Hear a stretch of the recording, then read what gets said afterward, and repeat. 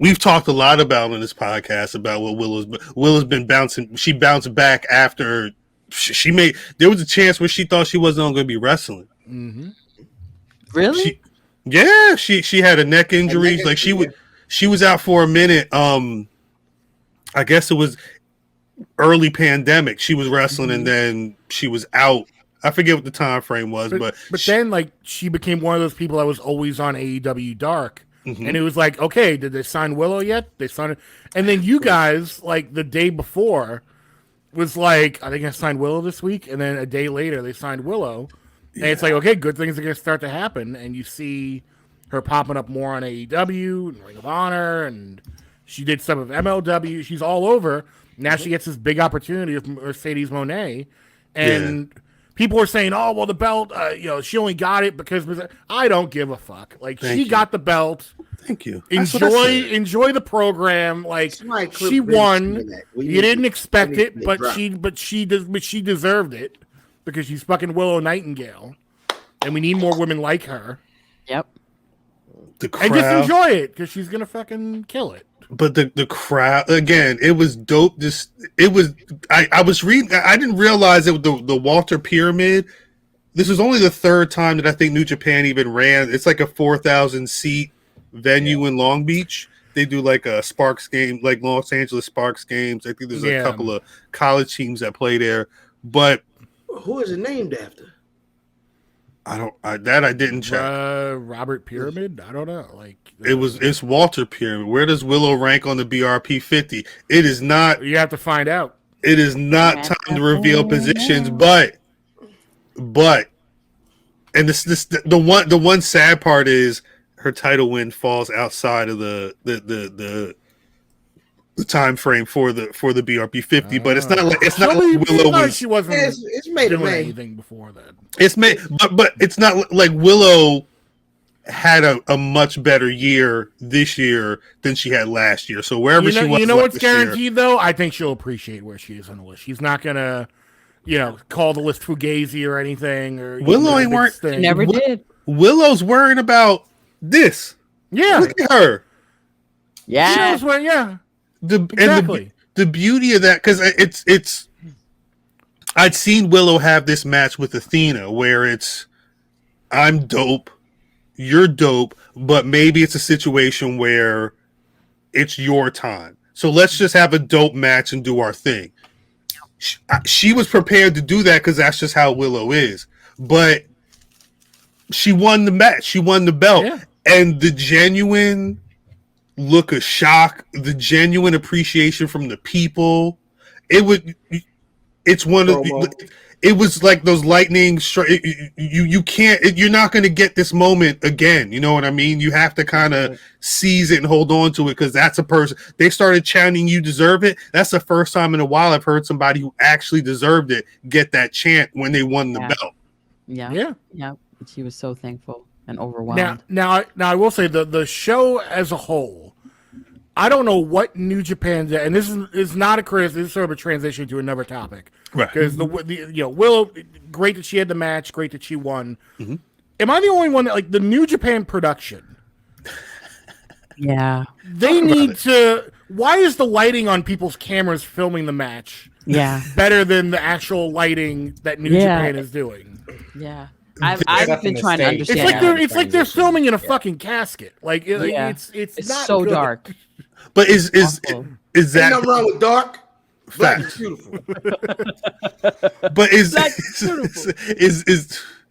that just them being stuck in their ways? Because a lot of this just feels like, I think a lot of it's them stuck in their ways. It looks like the same 90s style production. Like even when they do the film, but even when they film the scripted promos, like with Mercedes Mone or John Moxley, the audio is like so off. Yeah, I feel like it's, because I remember reading up on I'm mentioning again, the Ganrujima death match from the 80s. That was a thing where it was like the TV station was producing that, and I don't know if the TV production companies have a bigger hand in things, but it doesn't feel like, I don't know if they've moved into HD like WWE was. Like, it doesn't feel like they have those cameras. There was a point where Mercedes. It was in Mercedes' first match in the tournament. She was going up for her finish, and they had to switch to the other camera because the one camera guy, his camera started shaking. It looked like he was about to fall over or something like that. It's definitely the lighting in that venue was off too. It needed to be brighter in general. Like this dark, pissy lighting. Like again, people's phones looked much brighter. What Matt said though, Matt brings up an excellent point though. Would you rather have bad production and good wrestling, or bad wrestling with good production? I'd rather have both good wrestling and how good can production. you see it? Yeah, how can you see it? You can't really see it the way you're supposed to see it if it's bad production. I grew up watching ECW. Matt, turn your camera on. In like I don't think. I mean, I'll say this: New Japan's wrestling, their lighting isn't bad enough to make the matches. No, certainly not. No. I'm not saying that you can't, but to make this point. It's just a weird bugaboo that like sometimes you'll see the stuff they do for like Wrestle Kingdom, like the promo packages. It's like, wow, this is incredible. And then like you need to do something that's so simple that like everyone else can do. But why can't you get this? This was the stuff age in the States they do is different than the stuff they do in Japan. I think like they haven't fully transitioned the production style of the stuff they do in Japan to the States, and that's the whole point of when COVID started. They opened up New Japan Strong, and like that was all like darkened arenas because no one could be in the arena. So when they like, if you watch the first Ultra Pyramid show, they copied kind of that NXT look where it's just the bright lights and like the crowd's black, like you don't really see it. And that production is kind of the best way, where like the darkened arena, but the bright lights are spotlighting the ring. And that looked good. I remember that. They went away from that this time. Yeah, I don't know why. I was shocked by that. This felt like very gymnasium. Very. I agree. Yeah. This was the HD. This was the HD stream, and it still didn't feel like. What is going on in the chat? Like someone was. I think Rock was like, "Take me off the list." I'm like, "What? Wait, what list? What? Wait, For hold the on. record, take me off the list. Don't pause for the cause. The Black Wrestling Podcast chat. Remember what? What is happening? What happened? He's making a reference to one. Yes, that's right. Gentlemen, okay, who was asked to be removed from the list because redacted. I thought we was cool, Rock. I thought we was cool. Redacted. I thought we was he's not cool, black. Rock. He's OJ. Okay. Thank you. Like Mav said, please get those likes up. Please get those likes up. I gotta. Real quick, I have the answer first. So it was technically the Long Beach State Pyramid because it's the home of Long Beach State College where the men and women's basketball teams play.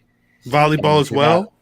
Yeah, and in 2005, Mike and Arlene Walter, who had donated to the university prior, they had their name changed to it. And Mike Walter was a vice president of Levi Strauss, but also a dean for Long Beach State's College of Business Administration from 93 to 2000. So they just named the building after the donors. So Rock is definitely number 53 at this point. On one, I'm just gonna take a quick. Definitely 53 at this point. Yeah, I gotta watch the whole show. I only watched the women's tournament, which was dope.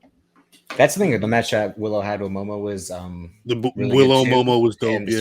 And they kind of like had a Okada type final 6-7 minutes where it's the most entertaining back and forth, like who's gonna win. The anticipation was high. The match that Mercedes had with Stephanie Vaquer was good from start to finish. They try to go fast paced from opening bell until. If you want to see Mercedes doing some lucha style, like real. Throwing and whatnot. That she got that off with Stephanie. It was cool to see. I never seen her before, and she was impressive as well. Same. Yeah. She's one half of the Occidente Tag Team Champions in CMLL. She's really good though. Really good. We did not mention. I saw New Japan actually did officially release a statement on Mercedes. They just said she got injured during a match. Get well soon. Mercedes also just put out a tweet said. Match didn't go the way I thought it was gonna. I'm gonna get ready and get back to y'all. Get well soon. Yes, homie. Can I say something? Good. Sasha looks she looks so much better without like the super crazy makeup. Right. Like that's enough right there. That's enough right there. Get a little blue over the thing to match the rest of your stuff. Yeah. No. She working. No, yeah, get well. That's the last thing you wanted to see right now. She was just really starting to get the move. Them mentioning that she was the second IWGP Women's Champion ever. I mean, the title's only not even a year old, but you it just you gotta say that, yeah. but it sounds important for what with this, and the strong title sounds like they're really finally establishing a proper women's division for New Japan. So hey, Willow's going to fly the flag just as well as Mercedes will. And the one dope thing about the tournament was they were hyping the fact that it was women from different areas, and Willow was essentially representing AEW. So what was the one thing that Meltzer said that made sense? He was like, AEW low key just got handed something really special right now, and it's the question is if they're going. I think they did a hype video on Dynamite for it, or they at least showed that she won.